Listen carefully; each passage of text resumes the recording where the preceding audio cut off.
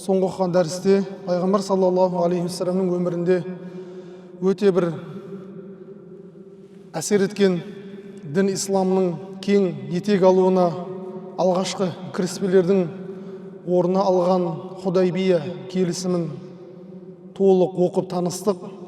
Біздің дәрісіміз тек пайғамбардың өмірін оқып қана қою емес, бәлкім сол пайғамбардың өміріндегі алған оқиғалардан бүгінгі күнімізге ғибраттарды, үкімдерді шығарып, соны өмірімізге асыру. Бұл кітапты жазған Рамадан Аль-Бути, Алла оны мейіріміне бөлесін, ғалымның да негізгі кітапты жазудағы мақсаты осы еді. Пайғамбардың өмірін жай ғана цифрларды, ақпараттарды біліп ғана қою емес, бәлкім пайғамбардың өміріндегі маңыздыларды оқи отырып, бүгінгі өмірімізге сай соны сіңдіре білу де негізгі мұсылманның бір миссиялары екендігін айтады. Бірінші, бүгінгі дәрісте Худайбия келісімінен шығатын үкімнің ең әуелгісі нәубет, сондай жаугершілік уақыттарда мұсылман еместерден жәрдем алу тақырыбы қойылған екен.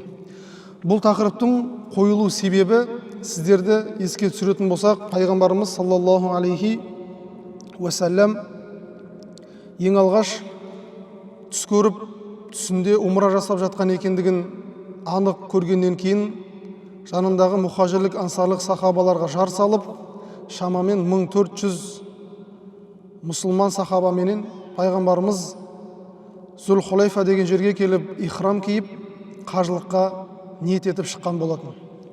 Сол кезде пайғамбарымыз сол жерде өмір сүріп жатқан Хузаа руының ішінде Бишр ибн Суфиян деген кісіні Меккедегі Құрайштардың хал жағдайын және солардың ақпараттарын біліп келу үшін тыңшы ретінде жіберген болатын. Бұл жерде негізі қозғалған тақырып сол Бишр ибн Суфиян деген кісі сол уақытта Хузаа руының ішіндегі әлі дін исламды қабылдамаған жан еді. Бірақ пайғамбарымыз соны өзінің қызметіне жарату үшін, қаладағы болып жатқан кісілердің ақпаратын өздеріне алып келу үшін тыңшы қылып жіберген болатын. Енді сұрақ туындайды. Сонда соғыс кездерінде немесе басқа да жайшылық уақыттарда мұсылман емес кісілерді осылай пайдаланып, олармен бірге мәміле жасап, жұмыс атқаруға бола ма деген мәселе. Имам өзінің кітабында бұны қысқада нұсқа былай деп айтады. Сондай соғыс кезінде немесе басқа да жаугершілік уақыттарда мұсылман еместерді қолдануға, оларды өзінің жұмысына жәрдем сұрауға рұқсат екендігін айтады. Бұл сол кездегі мұсылман әскерінің басшысының еншісіне тапсырылатын іс. Өйткені біз өткен дәрістерде оқыдық, кейбір тақырыптарда пайғамбарымыз мұсылман еместерден жәрдем сұрауға тыйым салған. Ал кей уақыттарда мұсылман еместерден жәрдем сұрауға мәжбүрлік болып, оны да іске асырған. Демек, қорытындылай айтатын болсақ, бұл мұсылман әскерінің басшысына тапсырылатын іс, және бір қойылатын шарт, сол мұсылман емес кісінің бойында аманат және әділдік деген сипаттың болуы аса маңызды екендігін имам кітапта ерекше келтірген екен. Екінші шығатын Худайбия келісіміндегі дәріс, бұл ислам дінінде кеңесудің маңыздылығы. Шура деп айтамыз ғой. Ислам дінінде мұсылмандардың өзара қандай да бір маңызды істі жасамақшы болған уақытта кеңесулері, ол исламда қалай қаралады. Міне соны біз көреміз. Енді пайғамбарымыз саллаллаху алейхи вассаламның осыған дейінгі өзінің сахабаларымен шыққан жорықтарының барлығын жыты тексеріп, қарап зерттейтін болсаңыз, пайғамбарымызға дереу хабар келген сәтте бірінші сахабалардың басын біріктіріп, олармен ақылдасатын болған. Сендердің ойларың қандай? Қандай ұстанымда боламыз? Кімде қандай ой бар? Кім бізді мына жаққа жетелеп барады? Деген секілді кеңесу ісін пайғамбарымыз әрқашан алға қойған. Осы кезде де пайғамбарымыз саллаллаху алейхи вассалам Худайбия келісімінде де сапарға шығардан кезде кеңескен, әдеттегенше. Ол қалай болды? Пайғамбарымыз саллаллаху алейхи вассалам түс көреді. Түсінде умра жасауға бара жатқан екендігін көреді. Сахабаларға жар салып жолға аттанады. Сол кезде Алла елшісі саллаллаху алейхи вассалам жанындағы сахабаларменен не істейміз? Ғадирул Аштат деген жерге келген кезде не істейміз деп ақылдасады. Меккеліктердің хабары келген кезде, олар сендерді өлтіруге дайындалып жатыр деген хабар келген кезде. Сонда сахабалардан бас көтеріп Абу Бәкір Сыддық радиаллаху анху тұрады. Алланың елшісі, шын мәнінде сен дұрыс ниетте, шынайы ықыласпен Алланың үйін тауаф етуге бара жатсың. Біреумен жауласуға, дауласуға, қылыш көтеріп, соғысуға бара жатқан жоқсың. Алладан берекет тілеп, осы жолда жалғастыра берсек. Шын мәнінде олар жеме-жемге келіп, қылыш көтеріп, бізге соғысу ниеті болса, бізде қарап қалмайтын шығармыз. Қазірше ниетпен, дұрыс ықыласпен Алланың үйін тауаф етуге бисмилля деп Алладан жәрдем сұрап жүре берсек деп айтады. Пайғамбарым шын мәнінде сахабалардың осы пікірін алады. Кеңестің шыққан нәтижесі осы болады. Сөйтіп пайғамбарымыз жолға шығады. Жолға шығып, Саниятул Мирар деген жерге келген кезде пайғамбарымыздың астындағы түйесі алға қарай жүрмей шөгіп жатып қалады. Ал сахабалардың барлығы мына түйе қырсығып қалды, шу деп ұрсаң да тұрмай жатыр деп айтады. Пайғамбарымыз саллаллаху алейхи вассалам, жоқ, бұл түйенің бойында бұндай қасиет жоқ еді. Бұл түйені бұл жерде алдыға қарай жылжытпай шөктіріп жатқан кезіндегі Абраханың пілін жылжытпаған нәрсе оны да жылжытпай жатыр ғой деп айтады. Яғни Алла бұны тыйып жатыр деп айтады. Сөйтіп кеңесуден шыққан қорытынды сол жерге дейін ғана іске асырылды. Ары қарай Құраннан пайғамбарымызға Жибрил алейхиссалам уахи алып келіп, сол уахидің нәтижесінде пайғамбарымыз саллаллаху алейхи вассалам не деді? Алланың атымен ант етейін, жаным онына қолында болған Алламен ант етемін, егер мынау меккелік мүшриктер маған қандай да бір істі ұсынатын болса, ол ұсыныстың ішінде Алланың шариғатына, дініне қарсы келетін ешқандай бір мәлімет болмаса, мен оның барлығына келісім беремін деп айтады. Демек, келісудің ісінің жақсы екендігін көріп отырмыз. Екінші, келісетін нәрсе Құран хадистен асып кете алмайтындығын көріп отырмыз. Уахи келген кезде кеңесудің ісі не істеді? Үкімі жойылады. Бұл исламдағы кеңесудің көзқарасы, маңыздылығы осылай.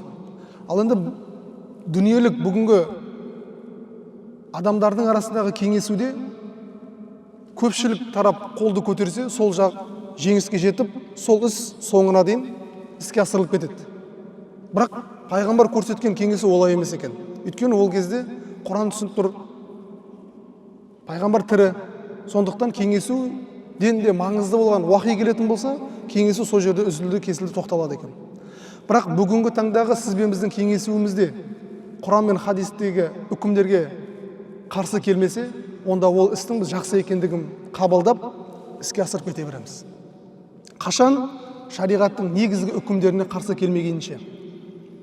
Мысалы үшін Құран кәрімде Аллах Тағала намаз оқуды міндеттеген, процент алуды арам екендігін айтқан, зина жасаудың арам екендігін айтқан. Ал енді біз келісіп зинаның адалдығын жасайық десек, ол үкім жүрмейді бәрібірде. Қанша кеңессек те, қанша кісілер қолдап тұрса да, ол шариғаттың негізгі Құрандағы бұйрықтарына қарсы келгендіктен. Міне осыны пайғамбарымыз саллаллаху алейхи вассалам біздерге көрсетіп отыр, хикметін. Және қазіргі замандағы кеңесуді біз демек қорытынды айтатын болсақ, шариғаттың, Құранның, хадистің бұйрықтарынан, шекарасынан асып кетпейтін деңгейде кеңесуге болатындығын біз білеміз. Бұл жақсы іс.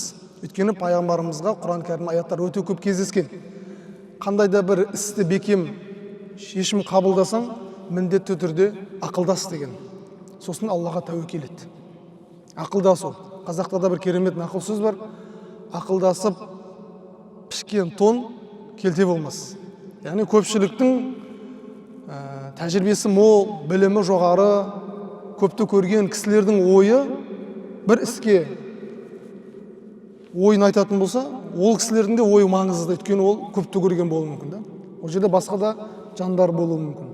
Сол үшін де қазақтағы кез келген ақылдасу, мүшайара жасау, кеңесу, бірге ақылдасу, ол өте жақсы бір қасиет негізінде. Бұл да арғы жағы шариғаттың, пайғамбардың өмірінен тығыз байланысты екендігін көріп отырмыз. Үшінші, пайғамбарымыздың Худайбия келісімінен шыққан қорытынды пайғамбардың саллаллаху алейхи уассаламның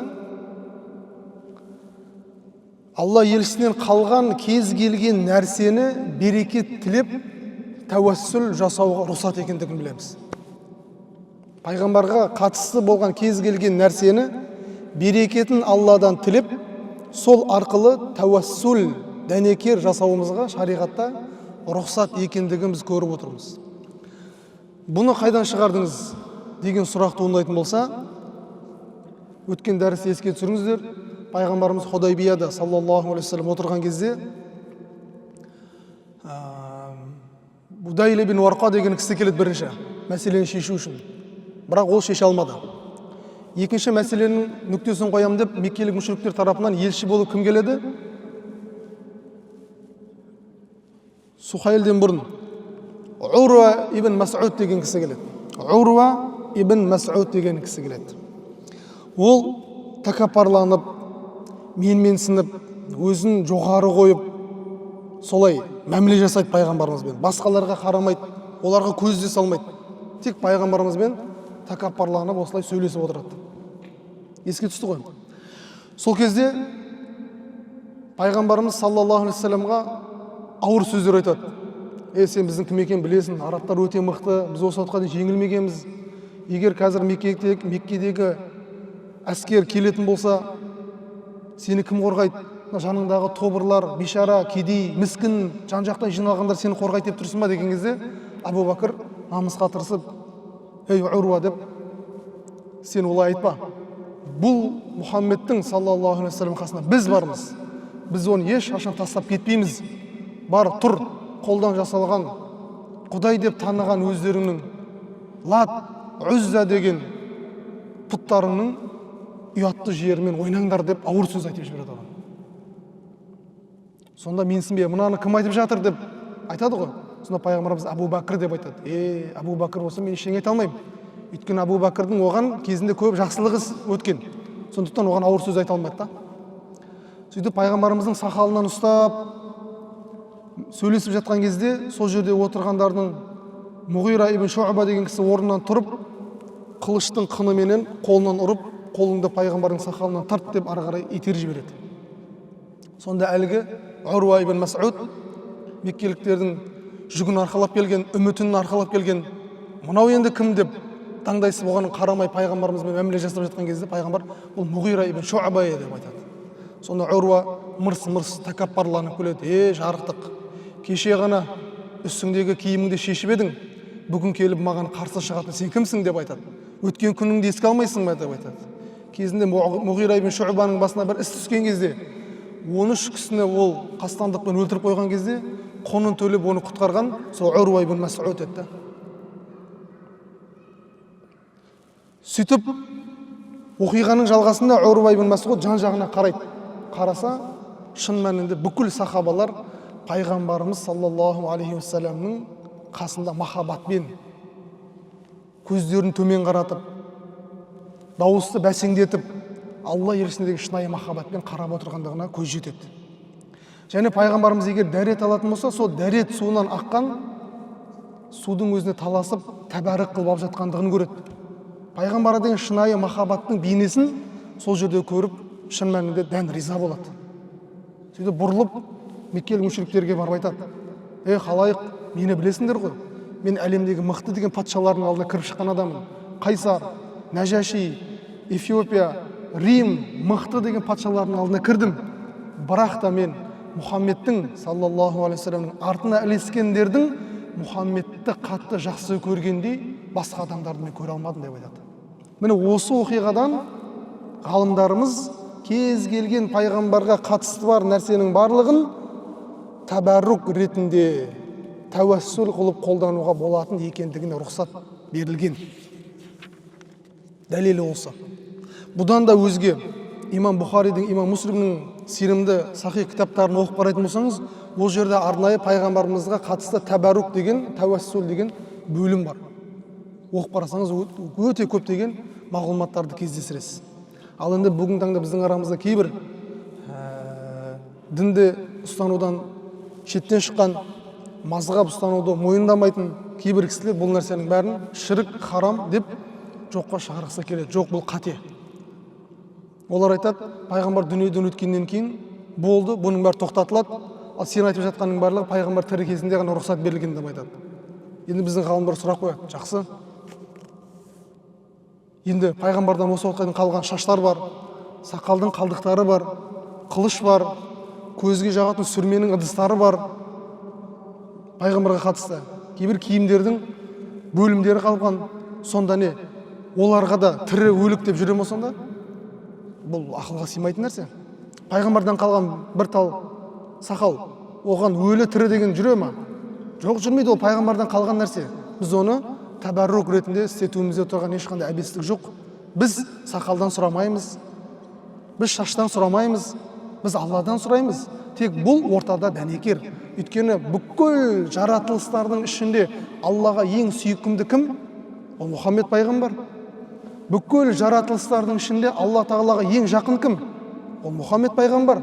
Демек, Мұхаммед пайғамбарға қатысты нәрсенің барлығы басқа адамдарға қарағанда жоғары тұрады. Өйткені ол Алланың сүйіктісі, ол соңғы пайғамбары, адамзаттың асылы. Сондықтан да біздің ғұламаларымыз, Ахлу сунна уәл жамааның ғұламалары пайғамбарға тікелей қатысты болған нәрсенің барлығын берекет тілеп, тәуәссүл жасауға ешқандай тыйым жоқ екендігін бір ауыздан келіскен. Міне Сулхул Худайбия келісімінде де біз осы іс-әрекеттердің рұқсат екендігіне толық көзіміз жетеді. Оған бүкіл мазғаб иелері, Ахлу суннаның ұлы ғұламалары бір ауыздан рұқсат деген үкім берген екен.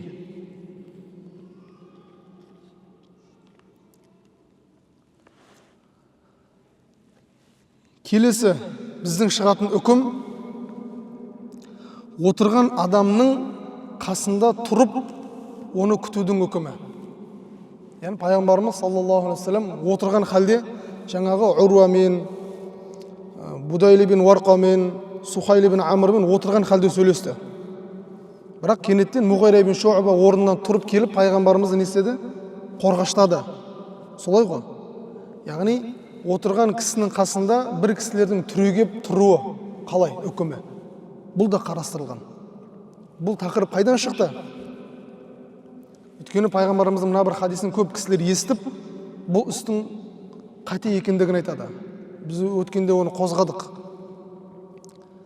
Бәну Құрайза оқиғасында пайғамбарымыз былай дейді, саллаллаху алейхи вассалам хадисте: кімде-кім бір қауымның ішіне келген кезде олардың өзі үшін орнынан тұруын талап етіп іштей қаласа, ол өзіне тозақтан орын дайындасын деді. Түсінік ма? Бір кісі үлкен қауымның ішіне кіріп келе жатыр. Ол құрметті кісі кіріп келе жатқан кезде басқалар ол үшін орнынан тұруын әлгі кіріп келе жатқан кісі қалайды. Сол іштегі қалауы жақсы іс емес екен. Бұл оған қатысы жоқ. Яғни Муғира бин Шуъбаның пайғамбарымыздың жанында орнына түргеліп тұруы, ол оған қатысы жоқ. Өйткені пайғамбарымыз саллаллаху алейхи вассалам іштей оның тұруын қалаған жоқ. Ол құрмет ретінде, өйткені өзге дін өкілі, екіншіден ол әлі діннің дұшпаны болып тұрған кісі, пайғамбарымызға бір қастандық жасап қою қауіпі де бар. Пайғамбарымызды қорғау үшін жанындағы сахабалы орнынан түрегеліп отырған пайғамбарымыз саллаллаху алейхи вассалам не істеген? Қорғаштап, қызғыштай қорған. Бұл рұқсатсыз. Бүгін таңда да мысал үшін үлкен ғұлама, әлем мойындаған, немесе бір елдің үлкен құрметті ғалымы, құрметті бір муфтиі бір жерде отырса, қасында бір-екі кісі оны құрмет үшін, оған деген бір махаббат үшін, оған деген бір қызмет жасайын деген ниетпен орнына тұрып тұрса, оның ешқандай әбестігі жоқ. Оған деген құрмет, оған деген ізет, оған деген ілтипат. Ал бірақ сол отырған кісі іштей әлгілердің тұруын қаласа, онда проблема. Бұл жақсысы емес, ол тәкаппарлықтың белгісі. Ол жақсы емес нәтижесі. Ара жігін ажыратуымыз керек. Ал енді бүгінгі таңда бұл не үшін айтылып жатыр? Өйткені дінді ұстануда шектен шыққан кейбір кісілер құрметті кісінің келген кезде орнынан тұрып құрмет етуді дұрыс емес деп айтады олар. Жоқ, ол рұқсат іс. Құрмет көрсетуде тұрған ешқандай әбестік жоқ. Біз осыны ара жігін ажыратып алғанымыз дұрыс болады екен. Бірақ біз айттық, егер оның ішінде сізде болуыңыз мүмкін, мысалы үшін үлкен қызметте жасайтын адам шығарсыз, үлкен бір должностьта отырған адам шығарсыз, немесе бір қауымның ішінде бір елеулі орныңыз бар, адамдар сізді құрметтейтін кісі болсаңыз, сол бір үлкен мәжіліске, көпшіліктің ортасына кірген кезде, сол жердегі отырған адамдардың сен үшін орнынан тұруын қалайтын болсаң, ол жақсы емес. Бізде кейде естіп қаламыз. Не үшін сен менің келген кезде орнына тұрмайсың? Сен не үшін мен келген кезде құрмет жасамайсың деп айту, ол жақсы емес екен да. Ол сөздің арғы жағы қайдан шығып жатыр сонда? Ол тәкаппарлықтан шығып жатыр. Ал пайғамбарымыз бұған ауыр сөз бар. Кім бір қауымның ішіне кірген кезде орнынан тұруын олардан қаласа, "Ман ахабба ан ятамассала лаху ан-нас қияман фальятабауу мақъадаху минан-нар." Ол кісі өзіне тозақтан орын дайындай берсін деген екен. Құдай сақтасын. Демек, тәкаппарлыққа қатысты кез келген іс жақсы емес. Бірақ пайғамбарымыз саллаллаху алейхи вассалам бір жерде рұқсат берді тәкаппарланып жүруге. Ол қай жер? Соғыс алаңында. Ухуд соғысын еске түсіріңіз. Бәдір или Ухуд? Ухуд. Пайғамбарымыз үйден қылышын алып шығады. Мына қылыштың ақысын кім береді дейді. Сонда Абу Дуджана деген радиаллаху сахаба тұрып, "Я Расулалла, бұның ақысын мен берейін" деп айтады. Сөйтіп қызыл мата байлайды.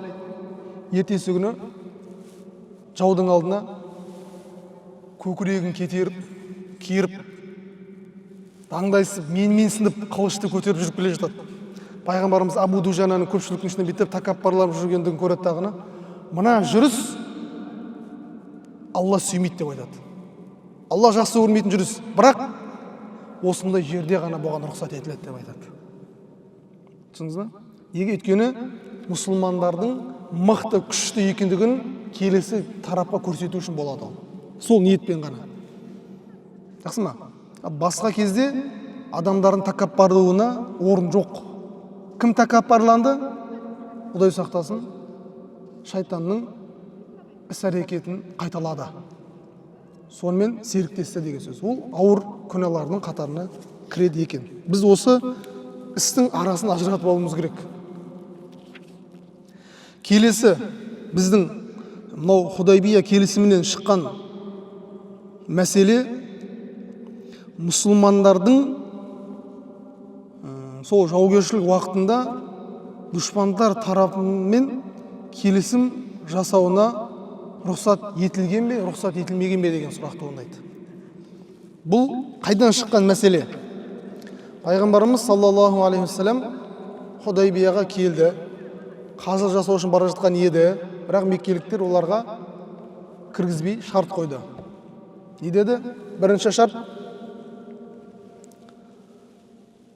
бұл шарттың басында тұрған Мұхаммед Расулалла деген кезде Расулалланы өшіріп тастап Мұхаммед ибн Абдулла деп жазды еді.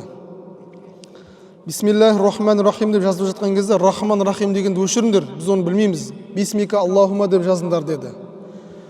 Үшіншісінде кім Меккеден шығып Мәдинаға барып мұсылман болса, оны біздерге қайтарып бересіңдер деді. Пайғамбар келісті, бірақ мұсылмандарға бұл ауыр келді. Төртіншісі, кім Мәдинадан шығып мұсылман болып Меккеге тұрам десе, ол өзі біледі, ол қайтпайды деді. Бұл да ауыр тиді мұсылмандарға. Және халыққа біз ерік береміз, кім қайда кірем десе өзі біледі. Және 10 жыл көлемінде ұрлық, қарлық, жаугершілік болмайды, соғыс болмайды деп келісімге келді. Демек, бүгінгі күнде де сондай уақыт, Құдай сақтасын, болып қалатын болса, мұсылмандармен келесі тараптың бір-біріне бітімге келуіне бола ма десе, ғалымдар болады. Бірақ кейбір ғалымдар шарт қойған екен, ол келісім 10 жылдан аспау керек деп айтады екен. Имам Аш-Шафиғи, Имам Ахмад сынды ғұламалардың қойған шарты. Өйткені қайдан бұны алды дейтін болса, бұл пайғамбарымыз Худайбия келісімінде 10 жылға ғана соғыспаймыз деп, жаугершілік болмайды деп келісім берген, сол 10 жылдан асып кетуіне болмайды деген.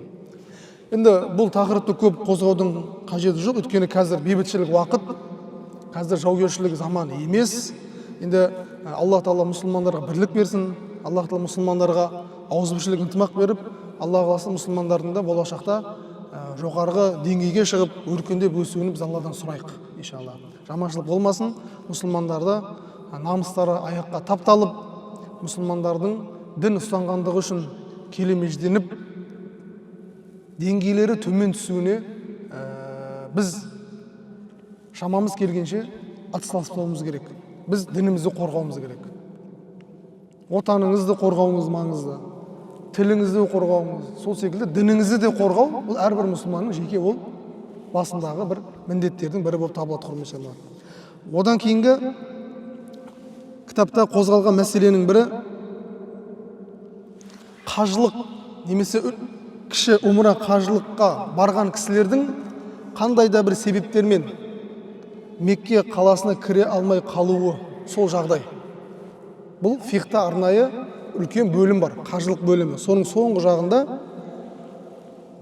өзінің елінен үлкен қажылыққа немесе умра қажылығына Меккеге қарай шыққан кісінің белгілі себептермен кіре алмай қалуы. Үкім қалай болады осы кезде? Бұл Худайбия келісімінде де бұл іске асырылған.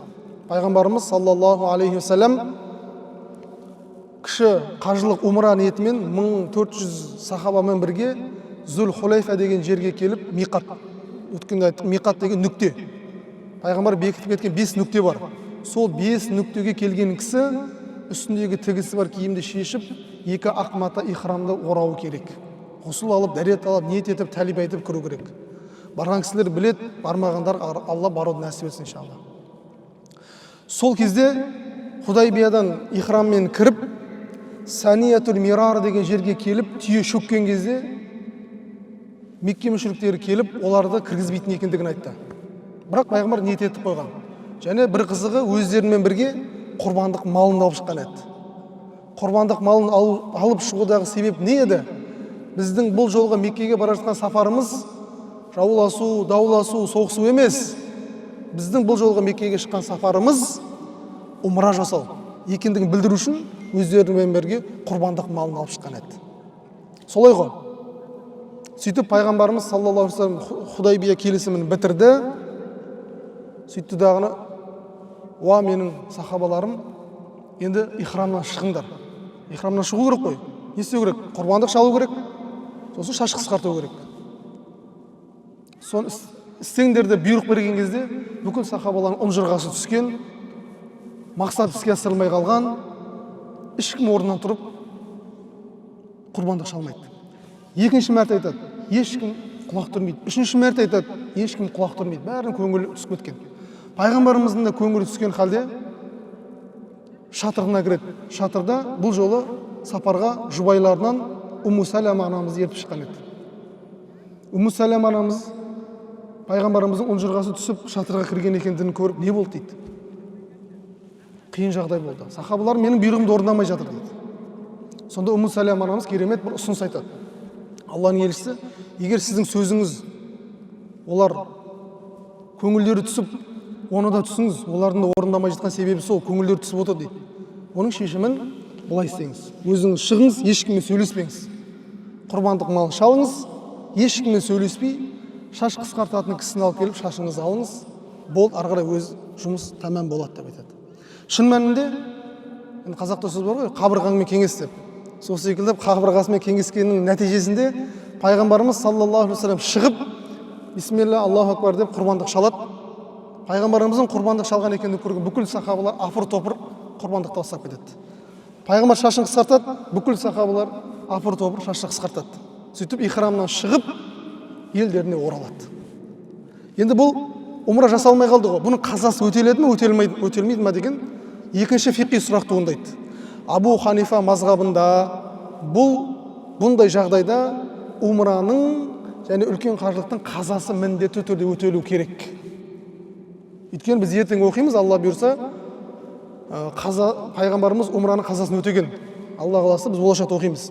Бірақ басқа екінші топ ғұламалардың көзқарасында умраның қазасын өтеу міндетті емес деген де басқа өзге мазхабтың ғұламаларының берген пәтуасы бар. Бұны Алла қаласа біз келесі алдағы уақыттарда кеңірек тоқталып өтетін боламыз. Алла баршамызға риза болсын. Алла қаласа үйде әрқайсыңыз бұл Худайбия деген келісімді оқып көріңіздер. Өте қызық, іші өте ғибратқа толы, үкімге толы, адамның өміріне көп пайдасын беретін ғибраттар толып жатыр. Сол үшін пайғамбардың өмірін оқып қана қоймау керек. Бәлкім бүгінгі өзіміздің өмірімізге содан ғибраттарды, үкімдерді шығарып іске асырсақ, міне пайғамбардың біз қатысты мойнымыздағы бір міндетімізді атқарған болып табылады екенбіз. Алла баршамызға риза болсын. Ва ахиру дағуана Алхамдулиллахи раббил аламин. Аллахумма салли ва саллим ва барик алейхи. Алла біздерге пайдалы білім бер. Пайғамбар саллаллаху алейхи вассаламның өмір тарихын түсіндіру барысында қателіктеріміз болса, Алла өзің кешіргейсің. Аллахумма салли ва саллим ва барик алейхи би рахматика я архамар рахимин. Аллаху акбар.